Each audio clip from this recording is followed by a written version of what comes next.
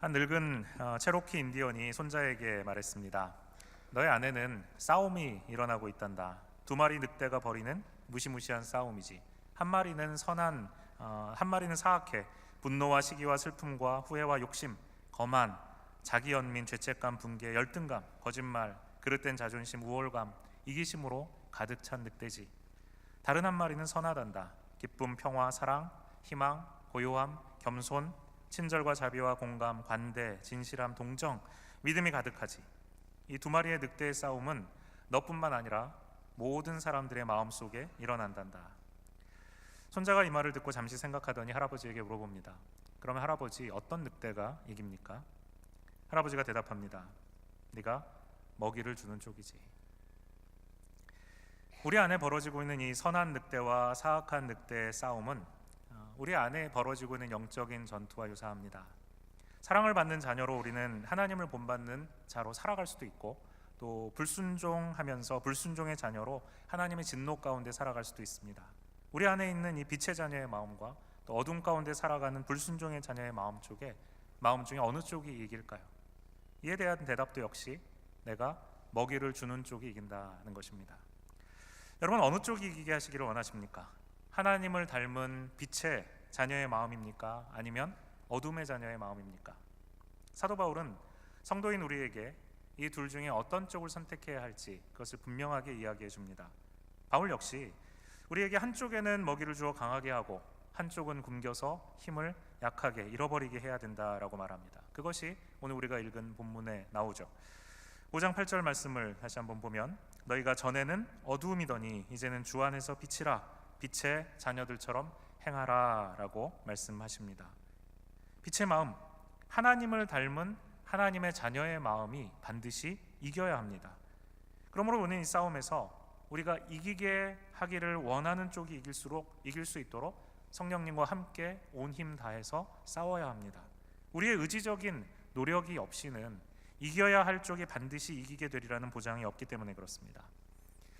우리가 신앙생활 한다는 것은 계속해서 우리의 내면을 살펴보는 것입니다. 바울은 우리에게 5장 1절 말씀에서 하나님을 본받는 자가 되라 라고 말씀하십니다. 하나님을 본받는 자가 되라. 여러분, 하나님을 본받는 것은 그냥 가만히 있다고 해서 저절로 되어지는 것이 아닙니다. 일주일에 한 번 예배 드리고, 그리고 식사하기 전에 그래도 좀 달라야 되니까 잠시 고개 숙여서 짧은 감사 기도를 한다고 해서 우리가 하나님을 본받는 자로 그렇게 멋지게 살게 되지가 않습니다. 이것은 마치 뚱뚱한 사람이 살을 빼기로 결심을 하고 이 결심을 실천하기 위해서 하루에 1시간씩 꾸준히 1시간씩 소파에 앉아서 감자튀김과 탄산음료를 마시면서 에어로빅 영상을 시청하는 거하고 비슷합니다. 그렇게 해서 이 뚱뚱한 사람이 목표대로 살을 뺄 수 있을까요? 아마 1년을 열심히 이런 방식으로 노력한다고 해도 살이 단 1파운드도 빠지지 않을 겁니다. 오히려 더 찌게 되겠죠.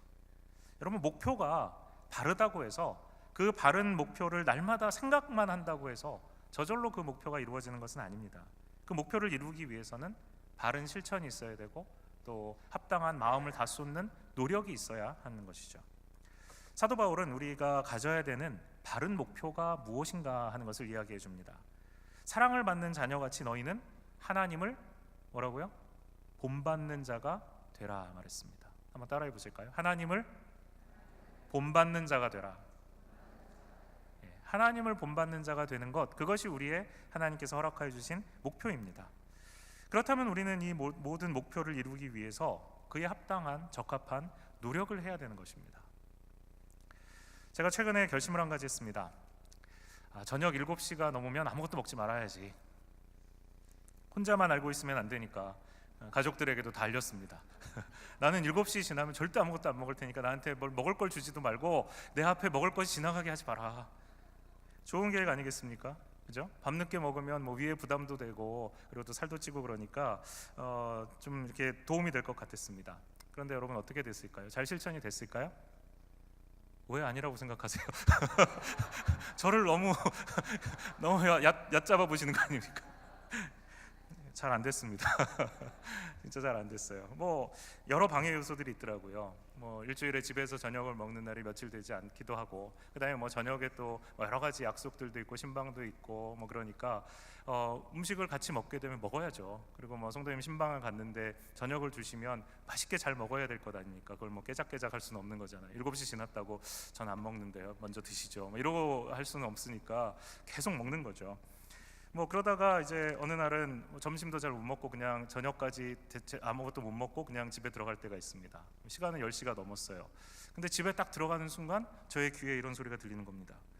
뭔가 먹어야 되지 않을까? 이대로 자는 것은 너무 허무하지 않을까? 이런 생각이 드는 겁니다. 그래서 그 야밤에 냉장고를 열어가지고 주섬주섬 뭔가를 뒤져서 먹게 되죠. 그러면 그동안 노력했던 것들은 다 수포로 돌아가고 마는 겁니다. 영적인 면에서도 똑같은 일들이 벌어집니다. 하나님을 닮아야지, 하나님을 본받는 자가 돼야지, 경건한 삶을 살아야지, 이렇게 결심을 합니다. 그런데 결심을 안 하면 그래도 좀 나은데 결심을 이렇게 딱 하고 나잖아요. 그러면 기다렸다는 듯이 유혹이 찾아옵니다. 그런 거 여러분 많이 느끼시죠? 결심하고 난 뒤에 따라오는 유혹, 우리의 게으름 때문에 또 눈과 귀를 즐겁게 해주는 것들에 넘어가기도 하고요. 갑자기 마음속에 그냥 쑥 찾아오는 뜻밖의 유혹들이 있기도 합니다. 또 인터넷 클릭 몇 번 만에 전혀 생각하지도 않았던 사이트에 가 있게 되는 경우도 있습니다. 그래서 여러분, 우리가 바른 결심만 하는 것으로는 결코 바른 우리가 원하는 그 목표에 도달할 수가 없다는 것입니다. 우리 안에 이 두 마리의 늑대, 두 종류의 욕구가 함께 존재하기 때문에 그렇습니다. 하나님을 닮은 사랑을 받는 자녀로 빛 가운데 살고자 하는 선한 욕구가 있고요, 불순종의 아들로 어둠 가운데 그냥 그대로 머물러 있고자 하는 죄악된 욕구가 우리 안에 같이 있어요. 이와 같은 두 가지 욕구가 늘 우리 안에 싸움을 벌이고 있는 것입니다. 하나님을 닮은 이 경건한 삶을 살기로 결심하는 순간 이 6절 말씀이 진짜 진리구나 하는 사실을 우리가 알게 돼요. 6절 말씀 한번 보세요. 누구든지 헛된 말로 너희를 속이지 못하게 하라. 자, 누구든지 헛된 말로 너희를 속이지 못하게 하라라는 말은 무슨 말입니까? 하나님을 닮기로 결심을 했는데 헛된 말로 우리를 속이는 자들이 반드시 있다는 것입니다. 결심하는 그 순간 헛된 말이 우리 안에 들어오고 우리를 속이는 일들이 일어나는 거예요. 엄청나게 막강한 유혹이 우리 안에 일어나는 것입니다. 그렇기 때문에 이 두 가지 욕구, 경건하고자 하는 경건의 욕구와 죄악의 욕구가 우리 안에 동시에 존재하는 것을 알았다면 이 둘 중에 하나님의 자녀에 합당한 경건의 욕구를 더욱 강하게 하고 죄악의 욕구는 그 입을 틀어막아서 힘을 약하게 만드는 이와 같은 구체적인 노력을 성령과 함께 우리가 해야 된다는 것입니다. 그래서 오늘 말씀을 통해서 우리는 이기는 방법을 배워야 됩니다. 어떻게 하면 우리가 이길 수 있을까? 경건하고자 하는 좋은 의욕, 좋은 동기만으로는 안 됩니다. 경건의 욕구를 강하게 하고 대신에 죄악의 욕구를 약화시키는 방법을 배워서 실천해야 되는 것입니다. 그렇다면 이기는 방법을 배우기 위해서 바울의 이 가르침이 무엇인지 좀 더 살펴보았으면 좋겠습니다. 일단 먼저 제일 중요한 것은 우리의 목표부터 살펴보는 것입니다. 목표가 발라야 거기에 따라서 합당한 길을 찾을 수가 있는 것이죠. 아까 1절 말씀에서 뭐라고 그랬습니까? 우리의 목표가 무엇인가? 하나님을 본받는 자가 되는 것, 이것이 우리의 목표인 것입니다. 그렇다면 우리가 질문해야 될 것은 이거죠. 그러면 하나님을 본받는 자가 된다는 것이 도대체 무슨 말입니까? 하나님을 본받으라 라는 이 말은 분명하게 우리에게 어렵게 들리는 것이 사실입니다. 도대체 어떻게 하라는 말이냐? 하나님을 본받는다는 게 도대체 뭐냐? 너무 추상적이고 구체적이지 않게 들립니다. 왜냐하면 우리가 직접 하나님을 만나볼 수 있는 것도 아니고 또 하나님을 본받는 것이 구체적으로 어떤 것을 의미하는지 깨닫게 되기도 어렵기 때문에 그렇습니다. 그러니까 머리로 이해가 잘 안 되니까 우리의 마음도 움직이지 않고 머리로 이해가 되지 않으니까 실제로 삶 가운데 그것이 옮겨지지도 않는 거죠. 하나님을 본받는 것이 어렵게 느껴지는 가장 근본적인 이유는 우리 하나님이 보이지 않으시는 하나님이시기 때문이 아닐까요? 우리가 하나님을 실제로 잘 느끼지 못하는 것입니다. 그의 음성을 직접 듣는 것도 아니에요. 어느 날 하나님이 허연 수염을 기르고 나타나서 너 이거 하면 돼 라고 말씀하시면 얼마나 쉽겠습니까? 우리 그렇게 안 하시잖아요. 하나님이 직접 우리에게 음성으로 말하는 것이 아닙니다. 또 우리가 그분을 직접 눈으로 볼 수 있는 것도 아니에요. 그리고 직접 얼굴과 얼굴을 맞대고 아주 친밀하게 날마다 교제를 나눌 수 있는 것도 사실은 아닙니다. 거리가 느껴지는 거죠. 이로 인해서 사람들은 하나님을 끊임없이 오해합니다. 하나님은 말씀하시지 않았는데 그게 하나님의 말씀이라고 막 얘기하고요. 하나님은 그렇게 음성을 들려주시지 않았는데 자기 혼자 막 착각하면서 난 하나님의 음성을 들었다고 그러고 돌아다녀요.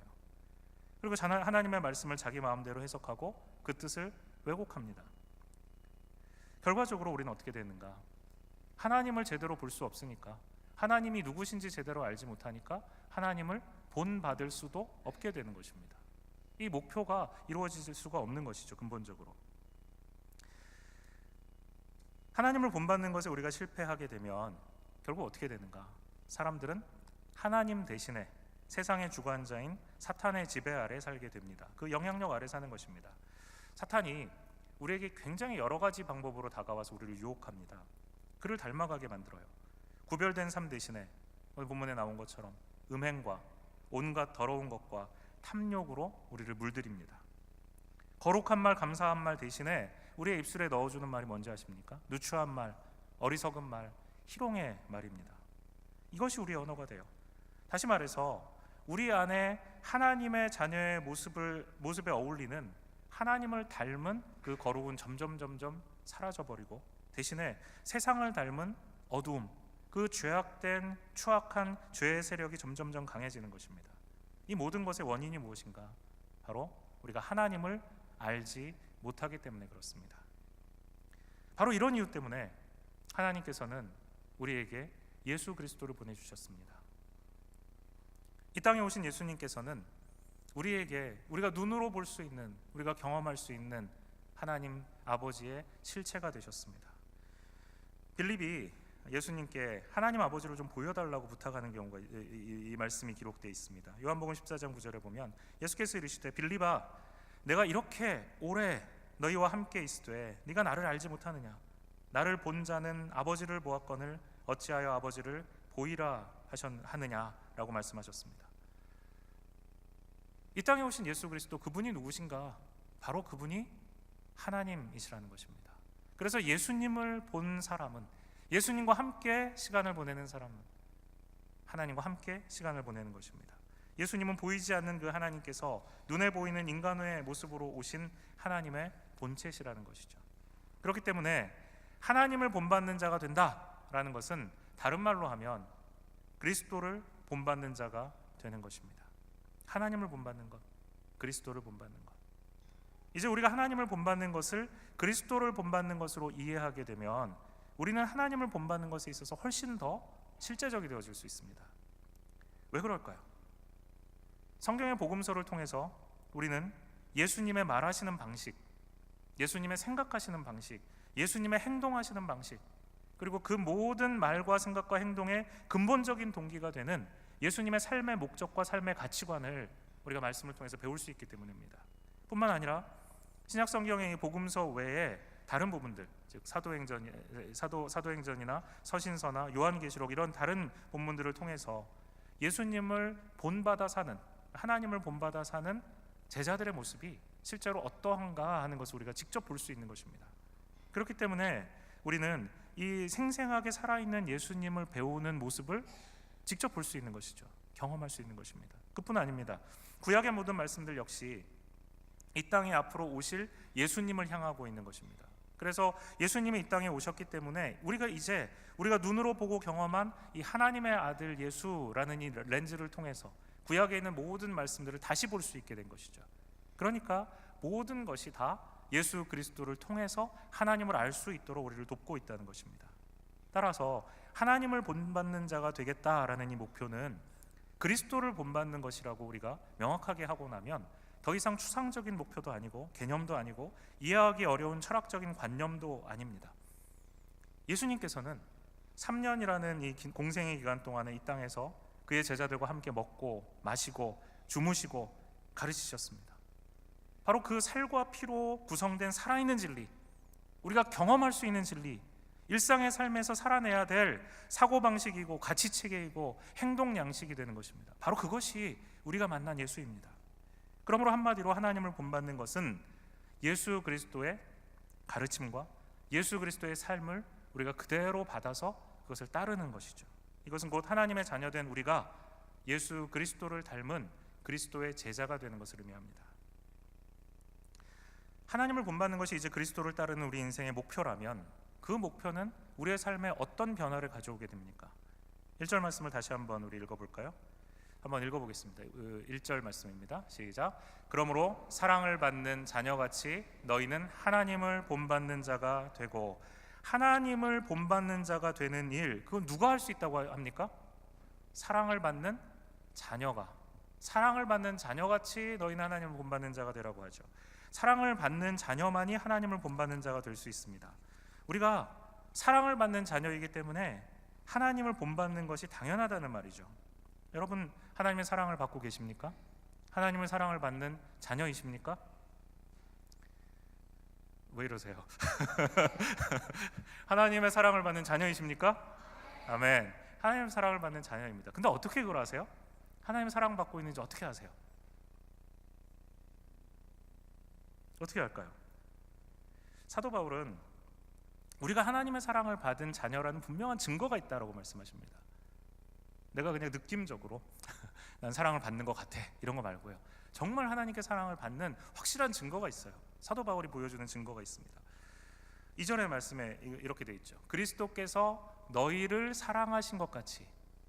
하나님의 사랑을 우리가 받는 자녀가 됐는데 그리스도께서 우리를 사랑하시고 계시다는 거예요. 그와 같이 너희도 사랑 가운데서 행하라 말합니다. 하나님은 그의 사랑을 누구를 통해서 나타내시는 겁니까? 그리스도를 통해서. 그리스도를 통해서 우리에게 하나님의 사랑을 주신 것입니다. 그리스도께서 우리를 위해서 사랑의 마음만, 혹은 긍휼의 마음만, 불쌍히 여기시는 마음만 그냥 가지신 것이 아닙니다. 그는 구체적인 사랑의 행동을 보이셨습니다. 뭐라고 그랬어요? 그는 2절에서 우리를 위하여 자신을 버리사 향기로운 제물과 희생 제물로 하나님께 드리셨느니라 라고 기록되어 있죠. 예수님은 구체적인 우리를 사랑하신다는 증거를 보여주신 것입니다. 사랑의 행동을 하셨습니다. 십자가에 달려서 우리를 위해 자신을 버리셔서 화목제물이 되셔서 하나님께 드려지셨습니다. 예수님은 다시 말해서 우리를 위해 목숨을 거는 사랑을 하신 것입니다. 그러므로 우리가 하나님의 사랑을 받은 자녀라는 사실은 우리가 구원받은 하나님의 자녀라는 사실에서 분명하게 드러나는 것입니다.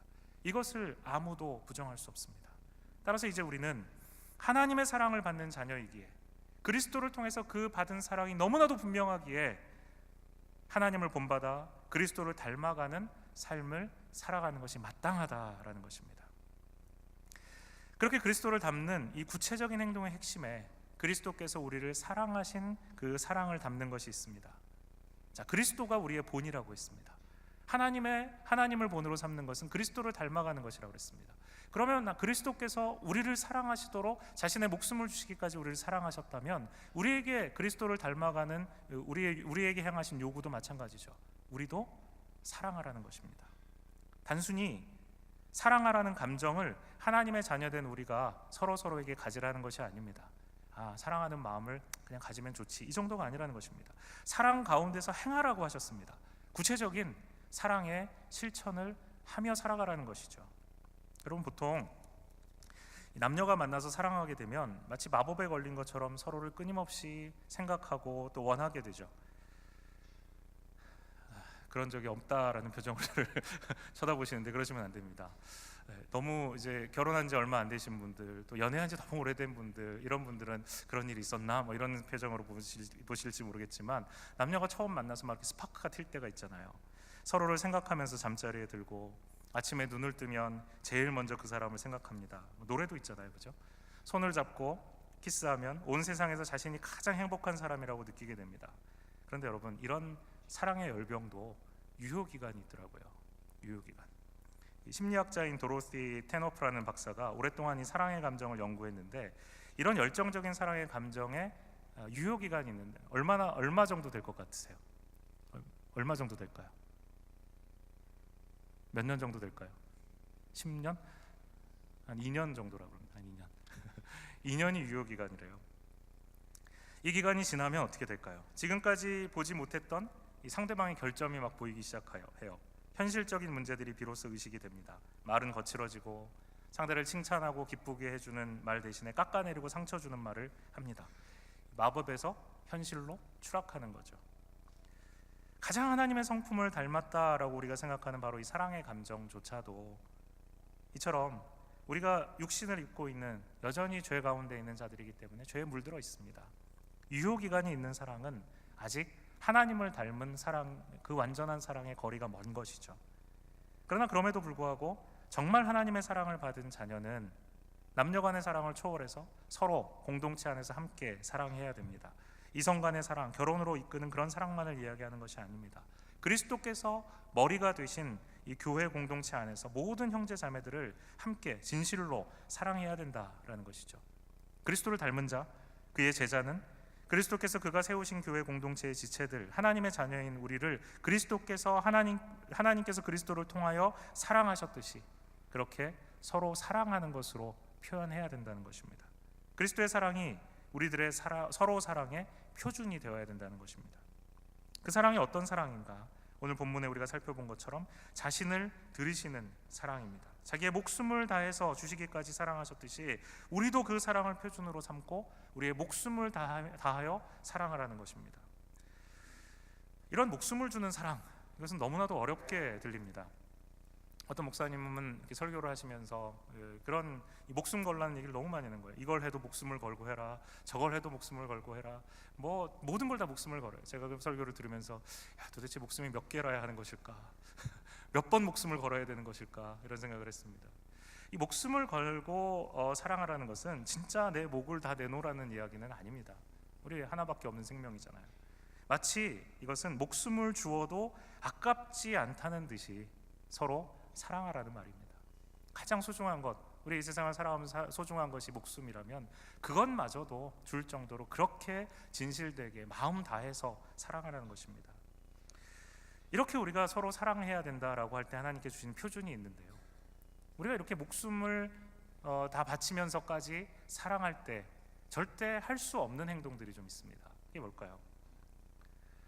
목숨까지 줄 수 있을 정도로 우리가 하나님을 사랑한다면 우리가 할 수 없는 일, 우리는 결코 음행과 온갖 더러운 행동과 탐욕스러운 마음으로, 또 우리가 공동체 안의 형제자매들을 사랑한다면 결코 그들에게 누추한 말, 어리석은 말, 희롱의 말을 할 수 없다는 것입니다. 그것은 목숨을 바치기까지 사랑하는 것에 정반대 방향에 가 있는 것입니다. 내 목숨을 걸면서까지도 사랑할 수 있는 옆에 있는 형제자매들을 희롱하고 조롱하고 음란한 말을 하고 그렇게 할 수 없다는 것입니다. 누추한 말, 어리석은 말을 할 수 없다는 것입니다. 이 음행이라는 것, 이것은 당시 로마의 문화권에 있던 에베소 사람들의 성적으로 타락한 행위를 말합니다. 그들은 그렇게 가르쳤습니다. 남자라면 마음껏 성적 즐거움을 누릴 수 있어야 된다. 어른이나 아이나 할 것 없이 이런 성적인 자유분방함을 자랑스럽게 생각했다고 합니다. 이방 종교, 당시에 아데미 신을 섬긴다든지 다른 이방의 다산과 축복의 신들은 항상 이와 같은 성적인 제의와 연결이 되어 있었습니다. 그래서 이방 신전에서 성전에 있는 창녀들과 성관계를 가졌고 그렇게 할 때 그들이 축복받는다고, 거룩해진다고 생각했던 것입니다. 이로 인해서 온갖 더러운 행동들이 따라왔고 사람들은 남의 소유를 탐내고 도둑질하고 거짓말하며 마음껏 죄를 범하게 되었습니다. 사람들의 언어도 역시 다를 바 없었죠. 더러운 말을 쏟아내고 탐욕의 말을 쏟아내고 음행의 말을 쏟아내는 것입니다.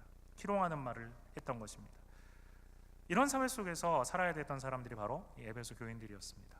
그들이 예수 그리스도를 믿는다고 해서 갑자기 그 주변이 모두가 갑자기 막 스포트라이트가 비치면서 짠 그러면서 거룩해지는 것이 아니잖아요. 예수 그리스도를 믿고 그 다음 날 여전히 그들은 일터로 나가야 됐습니다. 여전히 어제 만났던 그 사람들을 만나야 돼요. 그런데 그 사람들은 어떤 사람들입니까? 더러운 말, 누추한 말, 어리석은 말, 희롱의 말, 성적인 온갖 죄악 가운데 그것이 당연하던 듯이 살아가고 있는 사람들입니다. 그들 가운데 살아야 되잖아요. 예수 믿었다고 해서 갑자기 수도원으로 뛰어들어가는 것이 아니라는 말입니다. 그들이 살아가야 되는 곳은 바로 이와 같은 실제적인 죄가 가득한 곳이었다는 것이죠. 그러므로 이런 사회 속에서 날마다 살아야 했던 에베소 교인들이 그들의 마음을 순결하게 유지하고 거룩을 추구하며 살아간다는 것은 극히 어려운 일이었을 것입니다. 이런 모든 상황을 바울이 몰랐을까요? 너무나도 잘 알았겠죠. 그럼에도 불구하고 사도 바울은 하나님을 너희는 본받으라 라고 말합니다. 다른 형제들을 사랑한다고 하면서 누추한 말, 어리석은 말, 희롱의 말을 할 수 없기 때문입니다. 이런 세상의 생각과 말과 행동이 성도들에게 가득 차 있기 때문에 그들의 마음속에 거룩의 욕구 대신에 죄악의 욕구가 커져가고 있는 것을 사도 바울은 알고 있습니다.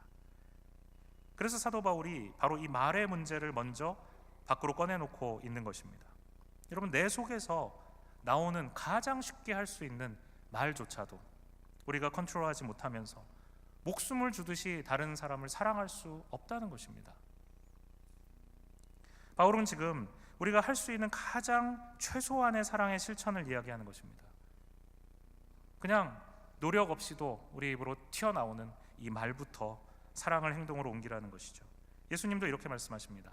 선한 사람은 마음에 쌓은 것에서 선을 내고 악한 자는 그 쌓은 악에서 악을 내나니 이는 마음에 가득한 것을 입으로 말함이니라. 누가 앉아서 이렇게 얘기를 해보잖아요. 그러면 얘기를 하면 그 사람이 무슨 생각을 하고 있는지 나올 수밖에 없습니다. 처음에는 좀 꾸미고 가장할 수 있겠죠. 그러나 결국은 그 마음에 가득한 것을 입으로 꺼내놓게 되어 있습니다. 자기의 관심사를 이야기할 수밖에 없는 것입니다. 지금 어디에 생각이 가 있는가, 그것이 그의 마음이 지금 어디를 향하고 있는가, 그것이 말로 나올 수 있게 되는 것이죠. 그러므로 이 말이라는 것은 하나님을 닮아서 우리가 살아가는 사랑의 첫 번째 단추입니다. 입에서부터 시작하는 거죠. 이것이 사랑의 첫 번째 단추라면 사랑의 나머지 단추들은 하나님을 주인으로 섬기는 자의 매일의 삶입니다. 하나님을 사랑한다고 하면서 하나님이 우리를 보면서 고개를 돌리는 행동을 우리는 할 수가 없습니다. 예수님께서는 하나님을 사랑하시기 때문에 하나님이 기뻐하시는 말과 하나님이 기뻐하시는 행동을 하시기 위해서 온 힘을 다 쏟으셨습니다. 하나님의 아들이신 예수님께서 온 마음 다해서 하나님 아버지께 기도하는 장면을 생각해 보십시오. 왜 그랬을까요? 하나님의 마음과 합치하기 위해서이죠. 아버지의 마음과. 하나님을 늘 의식하고 사셨기 때문에 그렇습니다. 성도는 그러므로 24시간 하나님을 늘 의식하고 살아가는 사람입니다. 이것은 CCTV처럼 하나님이 나를 막 바라보고 계시고 감시하고 계시다라는 것을 의식하며 살아가는 것이 아닙니다. 하나님은 우리의 감시자가 아니십니다. 하나님은 마치 사랑하는 아기가 우리가 엄마 품에 꼭 안겨 있듯이 그렇게 하나님의 품, 따뜻한 숨결, 따뜻한 사랑을 느끼면서 살라는 것이죠. 아기들은 귀신같이 압니다. 엄마가 지금 안고 있는 사람이 자기의 엄마인지 아닌지 알아요.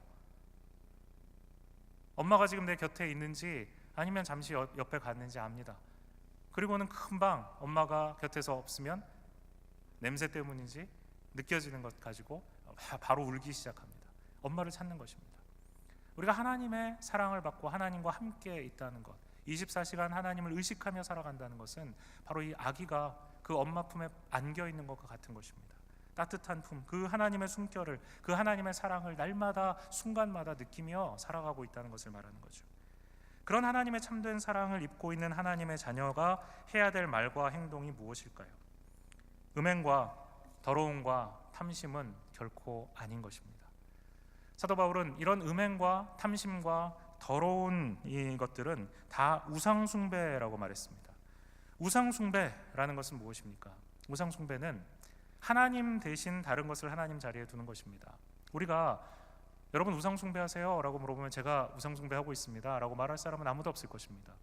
집안에 불상을 갖다 놓고 있거나 집안에 계속해서 제사를 드리고 있거나 이런 식의 우상숭배가 아니고 정말 하나님 앞에 내가 우상을 숭배하고 있는가 물어보면 그런 것 하지 않는다면 우리는 당연히 난 우상숭배하지 않습니다 라고 말할지 몰라요.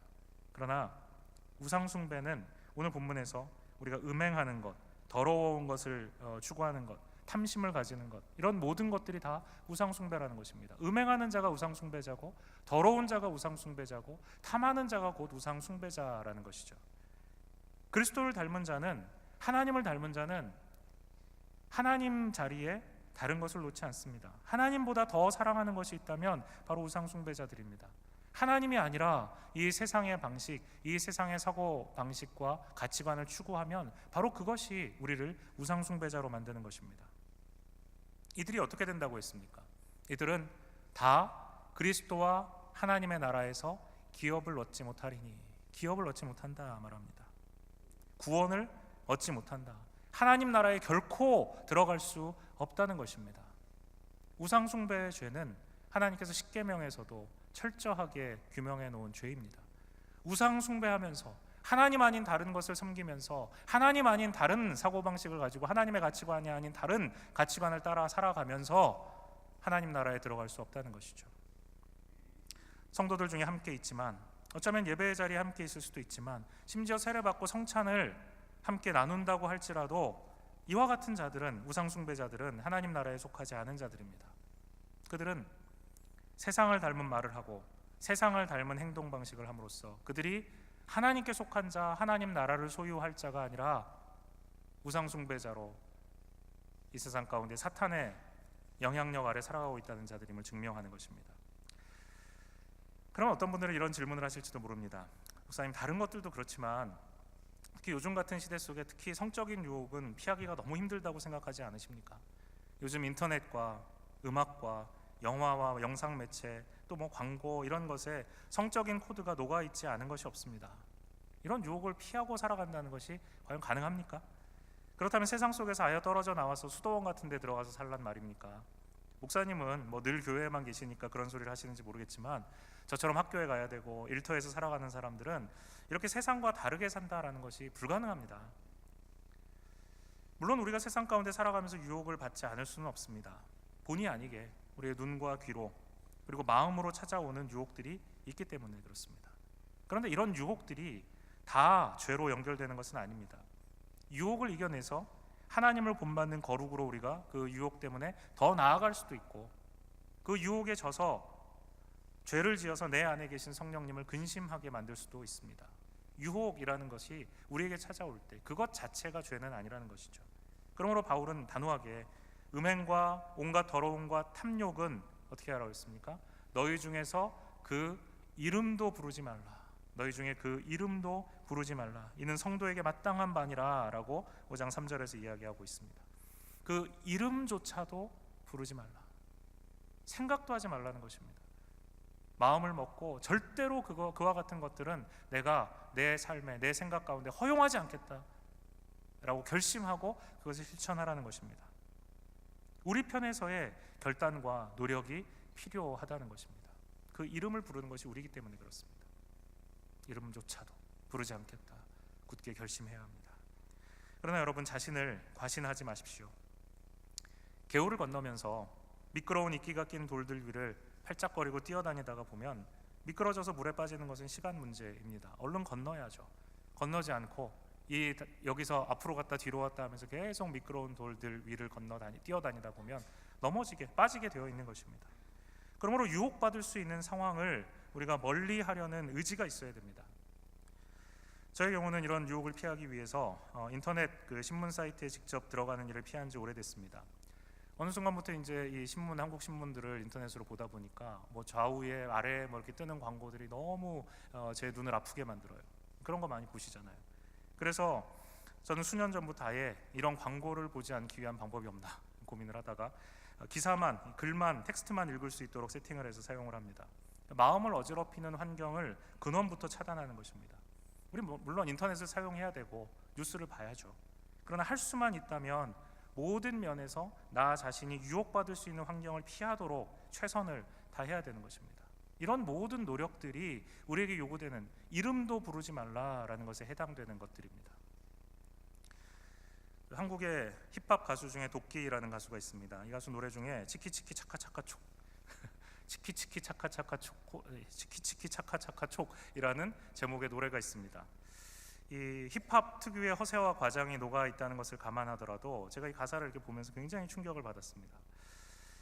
가사가 이렇습니다. 근데 이 가사가 음률이 있잖아요. 제가 힙합을 못합니다. 근데 가사를 그냥 읽어드리려고 그러는데 가사가 리듬이 있다 보니까 좀 그렇게 들릴 수도 있어요. 그냥 잘 들어보세요. 내 람보르기니 멋있라고 문이 올라가네 샀지 그냥 멋있으려고 막연하게 멀게만 느껴지던 일들 막상 하고 보면 별거 아닌 것이더라고. 그러니까 일단 하고 보는 거지 뭐. 사고 싶은 거 다 사고 보는 거지 뭐. 가고 싶은 곳 다 가고 보는 거지 뭐. 많은 것을 잃었어도 got more to go. 박수를 한번. 아닙니다. 힙합 가사예요. 보세요. 굉장히 비싼 차, 람보르기니 머실라고라는 차 샀다는 것입니다. 왜? 그냥 멋있으려고. 막연하게 멀게만 느껴지던 일들, 예전에는 꿈만 꾸던 일들, 그게 막상 하고 나면 별거 아니더라는 것입니다. 그러니까 일단 하고 보는 겁니다. 사고 싶은 거 사고 보는 거지 뭐. 가고 싶은 곳 그냥 가고 보는 거지 뭐. 많은 것을 이미 이뤘어도 간 뭐 두고, 이런 것들이 목마르다는 것입니다. 누추한 말, 사실 어리석은 말, 희롱의 말, 이런 말들이 사실 이런 가사들에 다 들어가 있습니다. 남들은 깔아뭉개고 자기 자신을 높이고, 자기 자신은 엄청나게 자랑하고 과시하면서 다른 사람들이 가진 것들은 무시하고 짓밟는, 이와 같은 가사들이 바로 이와 같은 힙합의 가사들 속에 들어가 있어요. 세상이 추구하는 소유, 성공에 대한 갈증이 이런 가사들에 거칠게 표현되어 있습니다. 많은 젊은이들이, 청소년들이 이런 노래를 듣고 부르면서 자기 안에 있는 어둠의 영을 배불리고 있습니다. 이 어둠의 영은 그들 안에서 점점 자라나서 결국 그들을 삼켜버리고 말 것입니다. 여러분, 전에는 우리는 어둠이었습니다. 전에는 어둠이었기 때문에 어둠 가운데 있을 때 우리는 세상 가장 잘 어울렸습니다.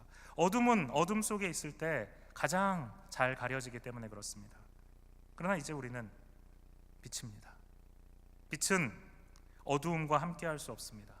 빛이 있으면 어두움은 사라지고, 어두움이 빛을 삼키면 빛이 소멸됩니다. 그렇기 때문에 그 중간은 없습니다. 여러분은 지금 빛 가운데 계십니까? 아니면 여전히 어둠 가운데 계십니까?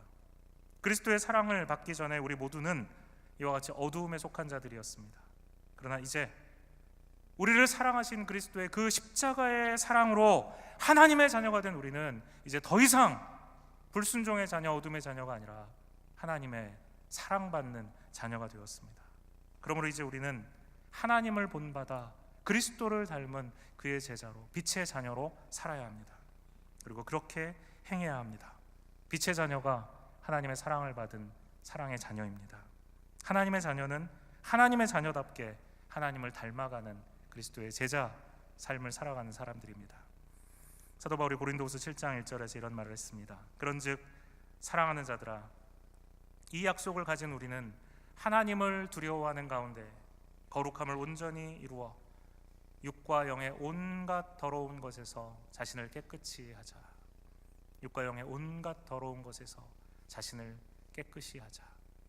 우리 안에 하나님께서 허락하여 주신 거룩하고자 하는, 하나님이 주신 거룩한 욕구, 그리고 내 안에 여전히 어두움의 요소들, 나를 세상으로 가까워지게 하고 하나님으로부터 멀어지게 하려는 모든 거짓된 욕구, 그 사이에서 우리는 날마다 성령님과 함께 싸워나가는 삶을 살아야 합니다.